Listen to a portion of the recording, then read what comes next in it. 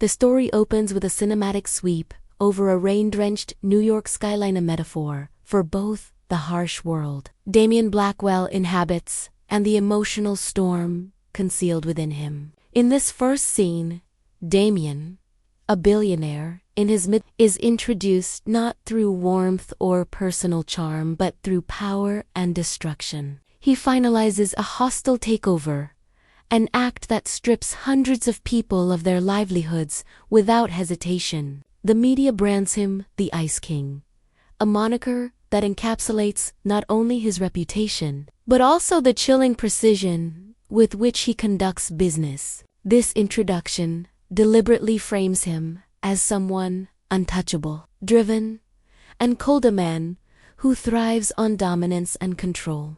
Yet, the rain-soaked city is more than backdrop. It foreshadows the cracks in his facade, hinting at turmoil beneath his polished exterior. The audience's first impression is carefully designed to both alienate and intrigue. Damien is the kind of character people love to hate, but they're also compelled to know why he is this way. His ruthlessness establishes the stakes immediately. He's not a casual antagonist or misunderstood hero. He's a man who has climbed to the top by cutting others down, a king ruling a kingdom built on broken dreams. The second scene shifts to a glamorous gala, where Damien is once again in his natural habitat, surrounded by wealth, excess, and people who either fear him or seek to please him. Amidst this glittering backdrop, Maya Collins emerges as his unexpected foil. Maya, a young journalist in her late 20s, dares to ask him a question most reporters wouldn't risk. What about the human cost of his deals? Instead of answering thoughtfully, Damien publicly humiliates her, his icy arrogance on full display. The exchange is filmed, shared, and goes viral within hours, painting Damien as cruel and unfeeling while thrusting Maya into the spotlight as someone willing to stand up to him. This moment does more than expose his coldness. It plants the seed of their dynamic. Maya is not intimidated by his power or reputation. She challenges him with empathy, determination, and a sense of moral clarity that he lacks. For the audience, this creates immediate tension and anticipation. Maya is the one person bold enough to pierce his armor. The viral nature of the incident ensures their confrontation becomes more than personal, it's public, setting the stage for Damien's control over his carefully crafted image to begin slipping.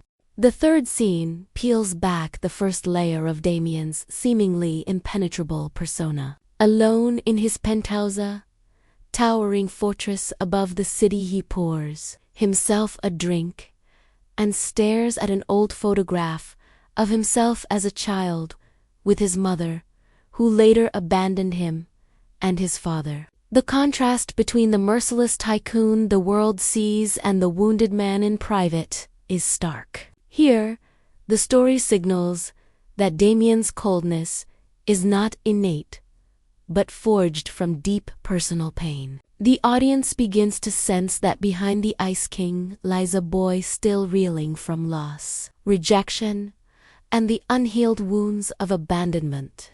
This private moment humanizes him, making viewers lean in rather than pull away. The photograph becomes a symbol, a tether to a past he hides but cannot escape, proof that beneath his ruthlessness is vulnerability and longing. It also foreshadows the emotional journey ahead. Damien will be forced to confront not only Maya's unflinching honesty but also his own suppressed grief and capacity for connection. The emotional hook lies in this duality. Damien is introduced as a man everyone despises, but the audience already senses he may not be beyond redemption. And Maya, through her courage, becomes the catalyst for that transformation. Damien Blackwell's story begins long before the skyscrapers, the boardrooms, and the title of billionaire.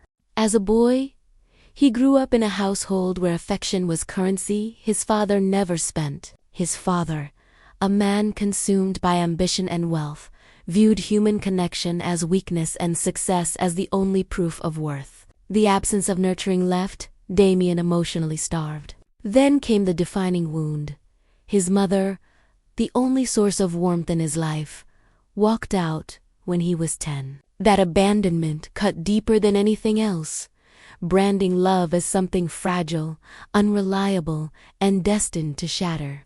From then on, Damien redefined survival, never depending on anyone, never allowing vulnerability. To him, control became safety. Wealth became armor. Power became the only constant that couldn't vanish in the night. These early scars explain the man he grows into: ruthless, calculating, emotionally distant.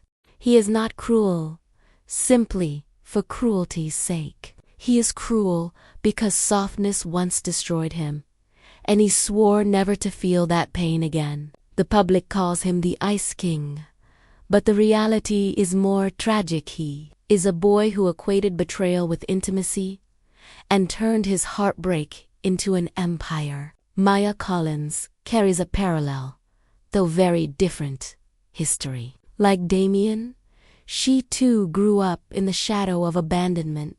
Her father left early, leaving her mother to raise her alone. But unlike Damien, who hardened, Maya turned her loss into empathy and drive. Watching her mother work tirelessly to support them, she learned resilience and compassion. Those early struggles forged her determination to give a voice to the voiceless, to hold power accountable, and to fight for truths others preferred to ignore. Journalism wasn't just a career, it was her calling, her rebellion against the silence that once swallowed her own family. Maya knows what it means to feel invisible, dismissed, and powerless, and that fuels her pursuit of justice. But what sets her apart is her belief in redemption. She doesn't see people as fixed villains or heroes. She believes even the most broken can be understood, even if they can't be saved. This makes her dangerous to Damien, not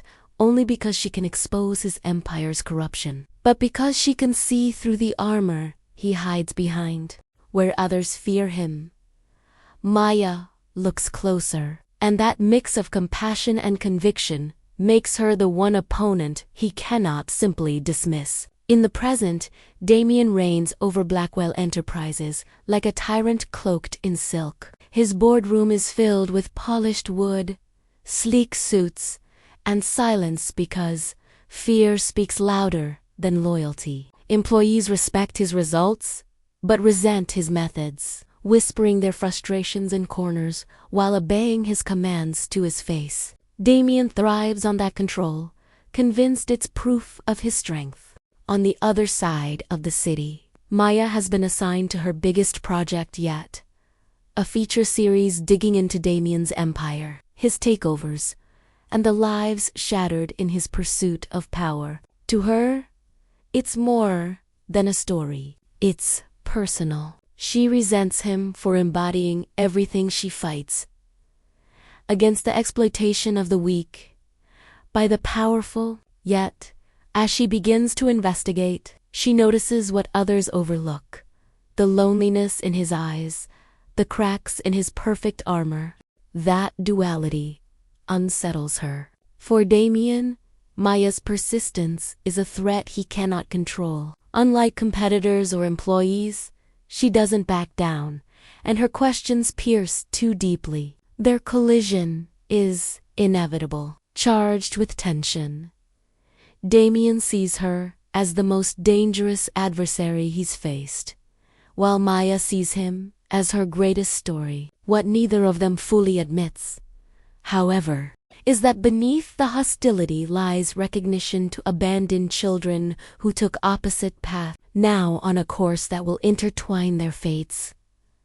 The story's first explosive turning point begins when Maya uncovers undeniable proof of Damien's ruthless tactics. His company, Blackwell Enterprises, is not only seizing properties, but evicting struggling families to clear land for a gleaming new luxury development. To the outside world, The project is marketed as urban renewal, but Maya's investigation reveals the darker reality. Children being forced from their homes, elderly residents discarded without care, and entire communities dismantled in the name of profit. Armed with documents, testimonies, and video footage, she makes the bold decision to confront Damien directly. The stage is a high-profile press event where Damien is poised to celebrate yet another business triumph. Cameras, flesh reporter scramble, and Damien, immaculate in his tailored suit, expects the usual softball questions.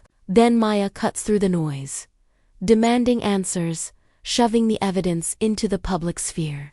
The room freezes. For a moment, Damien tries to dismiss her with his usual icy arrogance, even mocking her audacity. But this time, the narrative slips from his grip. Maya records the entire exchange, and within hours, her expose spreads across the internet. Millions watch Damien's dismissive sneer alongside the stark truth of families in crisis.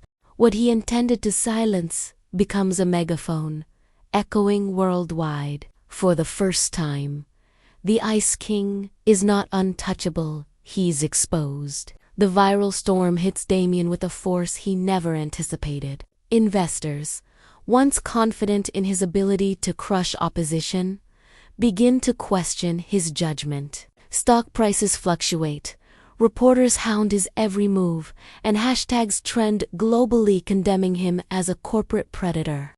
Blackwell Enterprises' polished image begins to crack, tarnished by the undeniable evidence Maya unleashed. For Damien, the damage isn't just financial, it's personal. His empire was built on control, on never showing weakness, and now he is cornered by a young journalist who refuses to back down. Behind closed doors, his board demands answers. His advisors push for damage control, and Damien's carefully curated facade of dominance begins to strain. Yet, rather than retreat, Damien lashes out. His instinct, forged from years of betrayal, is to attack before he can be destroyed. He files a defamation lawsuit against Maya, determined to drag her credibility through the mud, to make her regret challenging him. It is a calculated move, both to protect his empire and to reassert control. But Damien doesn't anticipate that the legal system will strip some of that power away. In his effort to bury Maya, he inadvertently binds himself to her. The courtroom delivers a twist Damien never saw coming. Instead of a quick victory, the judge, frustrated by the public spectacle of the case and the intensity of the fedoras, both Damien and Maya into mandatory mediation sessions before the trial can proceed. What begins as an inconvenience soon becomes the true inciting incident of their story. Forced to sit across from each other in quiet rooms without cameras or crowds, the dynamic shifts. Maya, prepared to face only a villain, begins to catch glimpses of the man behind the mask. The flicker of pain in his eyes when she mentions family, the silence that follows certain questions, the way his loneliness seems to fill the space even when he's brimming with defiance. Damien, equally resistant, finds himself disarmed by Maya's fearlessness. She does not cower, does not flatter, and most dangerously, she sees him not the billionaire, not the Ice King, but the man beneath the armor. This forced proximity plants the emotional seed of their journey. The confrontation that began as war evolves into something more complicated, more intimate. The inciting incident, therefore, is not just the scandal that ignites public outrage, but the collision of two wounded souls who, against all odds, are pushed into each other's orbit, setting the stage for a story of conflict, vulnerability, and unexpected connection. The mediation sessions between Damien and Maya are anything but civil. Instead of quiet negotiations, the rooms become battlegrounds where two opposing forces collide, one armed with icy the other with fiery conviction. Maya calls Damien out directly, refusing to let his charm or arrogance distract from the truth. She confronts him with the suffering his empire has caused, citing specific families whose lives were destroyed by his takeovers. Her words cut through his carefully crafted defenses, and though he maintains his cold exterior, every accusation unsettles him more than he admits. Damien, in turn, lashes back at Maya's relentless idealism. He mocks her belief in fairness, accusing her of being naive, of living in a world where compassion triumphs over power. Their exchanges crackle with raw energy, part anger, part fascination. At times, their words sting with brutal honesty. At others, they spark with a sharp, almost playful wit that neither anticipated. The tension is so palpable the mediators themselves struggle to control the room. What begins as professional conflict transforms into something more personal, more dangerous, an attraction neither wants to acknowledge but both can feel, simmering beneath the fury. These fiery confrontations establish the central emotional conflict to people who despise what the other represents, yet can't look away. As mediation drags on, cracks begin to show not just in arguments, but in the armor both carry. Damien, watching Maya closely, learns that her life outside the headlines is marked by quiet sacrifice. She supports her ailing mother, works exhausting hours to cover medical bills, and still refuses to compromise her principles. For Damien, who has long equated vulnerability with weakness, Maya's resilience unsettles him. She endures hardship yet still chooses compassion, a choice he has never allowed himself. At the same time, Maya begins to see Damien in unguarded moments. She notices his insomnia, the dark circles under his eyes, the restless tapping of his pen when conversations turn personal. She catches how he stiffens at the mention of family, how silence lingers where answers should be. These glimpses soften her black and white view of him, hinting at pain behind the arrogance. Still, her trust is guarded. She can't forget the harm he has caused, but she begins to recognize the man beneath the myth of the Ice King. This push and pull of anger colliding with empathy creates a dangerous intimacy. Both begin to see each other as more than enemies, yet neither is willing to surrender the walls that keep them safe. It's in the small shifts that the story's emotional stakes rise. Damien, though outwardly unchanged, begins acting in ways that contradict his ruthless reputation.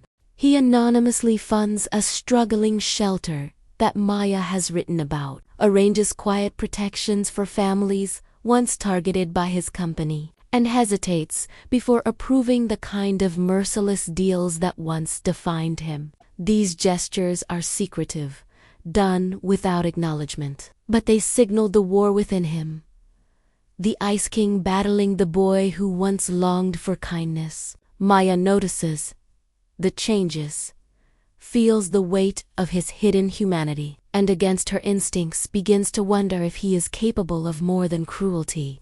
Yet just as a fragile bond begins to form, it shatters. Maya discovers evidence that Damien lied about his involvement in a particularly brutal eviction, one that left dozens homeless. For her, the deception cuts deeper than any insult. It confirms her worst fear that his moments of humanity were illusions, manipulations to soften her resolve. Heartbroken and furious, she severs their fragile connection, retreating behind her own walls. Damien, for the first time, feels the cost of betrayal from the other side, not as the one abandoned, but as the one responsible for breaking something rare. This rupture marks the peak of their emotional conflict, leaving both more exposed, more vulnerable, and more entangled than ever before. The climax erupts when a whistleblower steps forward, releasing explosive documents that reveal a devastating truth. The illegal evictions that tarnished Damien's empire were orchestrated not by his direct orders, but by his own board of executives. For years, they had been quietly exploiting his reputation, weaponizing his cold, ruthless image as the perfect shield. Every cruel decision was attributed to the Ice King, allowing them to profit in the shadows, while Damien bore the public scorn. The revelation shakes Damien to his core. On one hand, it vindicates him. He had not personally ordered the most brutal acts of displacement. But on the other, it exposes a deeper betrayal. The men and women he trusted to uphold his empire used him as a mask, capitalizing on the fear he inspired. This truth cuts differently than the public backlash. It pierces his sense of control, the one foundation he has always clung to. For the first time, Damien is forced to face the terrifying realization that his empire's fortress against vulnerability was never truly under his command. His carefully crafted identity has been both his greatest strength and his deepest weakness. And now, in the eyes of the world, it is unraveling. Fueled by rage and wounded pride, Damien storms into a board meeting that feels more like a war council. The executives, who once cowered before him, now try to spin excuses. But Damien, stripped of illusions, cuts them down with brutal precision. In one of the most explosive confrontations of his career, he calls out each betrayal by name, shredding the false loyalty they had hidden behind. The atmosphere is tense, electric, as the Ice King finally turns his fury inward against his own empire. With one sweeping decision, he fires those responsible, knowing full well the risks. Stock prices will plummet, investors will panic, and his empire might collapse. But for the first time, Damien chooses principle over power, truth over control. This moment marks a seismic shift, not just in his company, but in himself. His kingdom of ice begins to thaw, though at the cost of everything he built. After the boardroom battle, Damien seeks out Maya not with the arrogance that once defined him, but with a rawness he can no longer suppress. She braces for another clash, but instead, he disarms her by dropping the mask he has worn for decades. In their confrontation, Damien delivers the story's most vulnerable moment. He admits to Maya that his cruelty has always been a shield, a way to protect himself from the fear that has haunted him since childhood. With trembling honesty, he tells her about the night his mother left, how her absence carved a wound so deep he learned to bury his heart beneath wealth and power. He confesses that every hostile takeover, every ruthless deal, was less about greed and more about control. If he held all the power, no one could ever leave him again. The mask of the Ice King finally shatters as Damien breaks down, something he has never allowed himself to do in front of anyone. For Maya, the moment is staggering. She came prepared to face a monster, but instead she finds a man broken by abandonment, terrified of being unloved, desperate for connection. This emotional twist flips the story on its head. The villain is revealed as a wounded soul, and the journalist who once sought to destroy him now sees him in his truest form. It is not absolution, not yet, but it is the crack in the wall that makes redemption possible. The resolution begins not with grand speeches but with deliberate, public action. Damien, once defined by ruthless ambition, begins the arduous process of rebuilding his empire from within.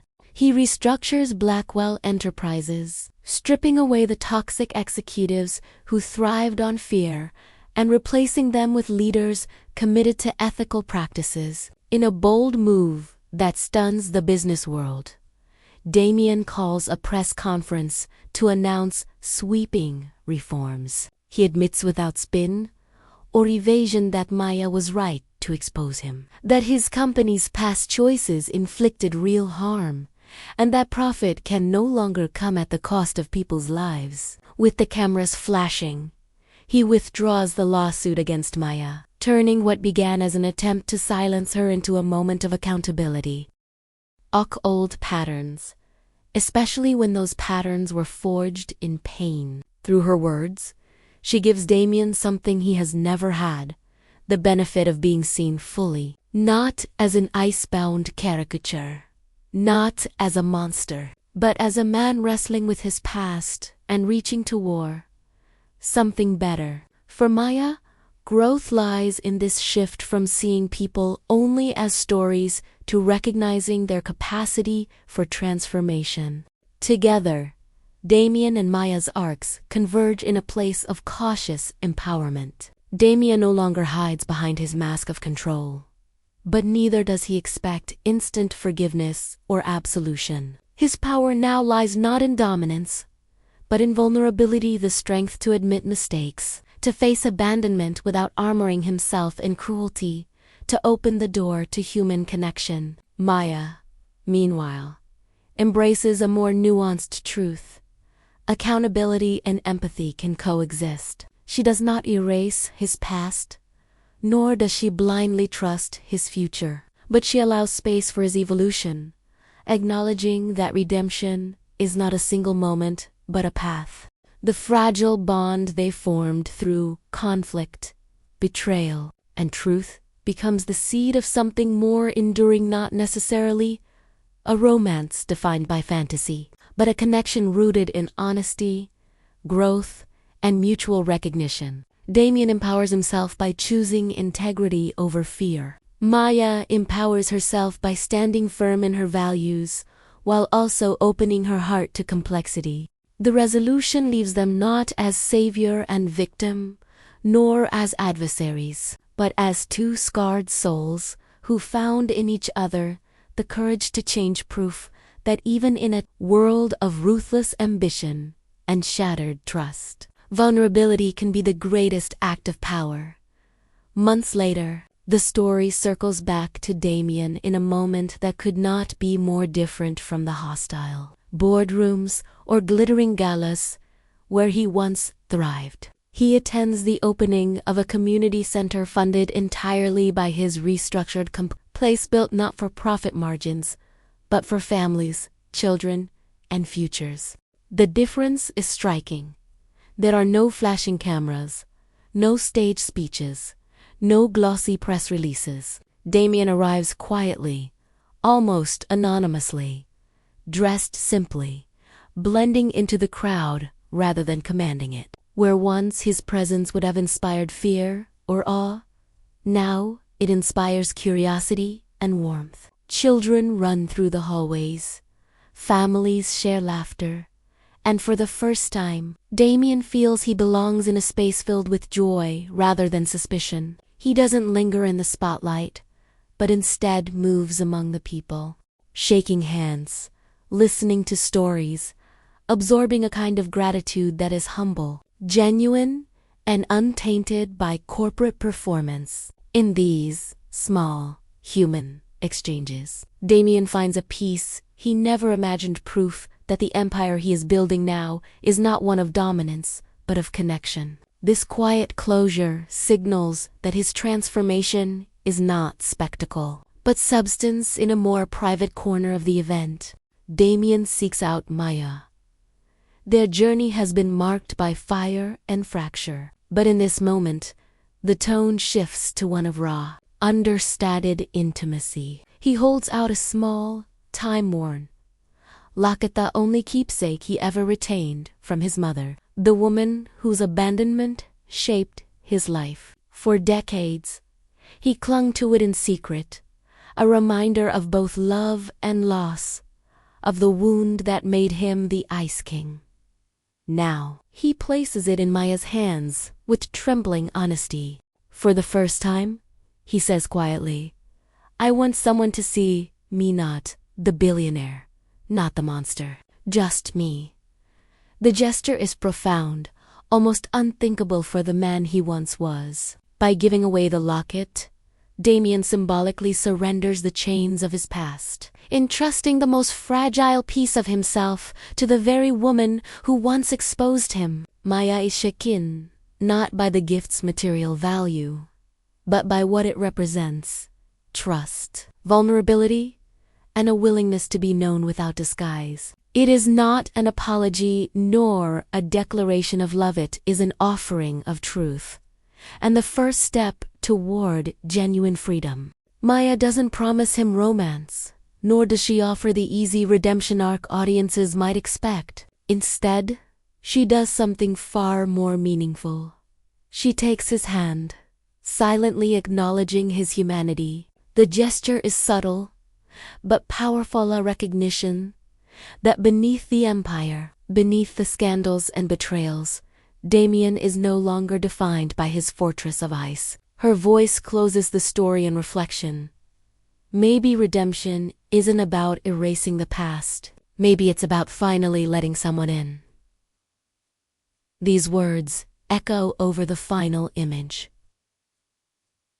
Damien, once isolated in glass towers and boardroom battles, now surrounded by families and children, smiling faintly.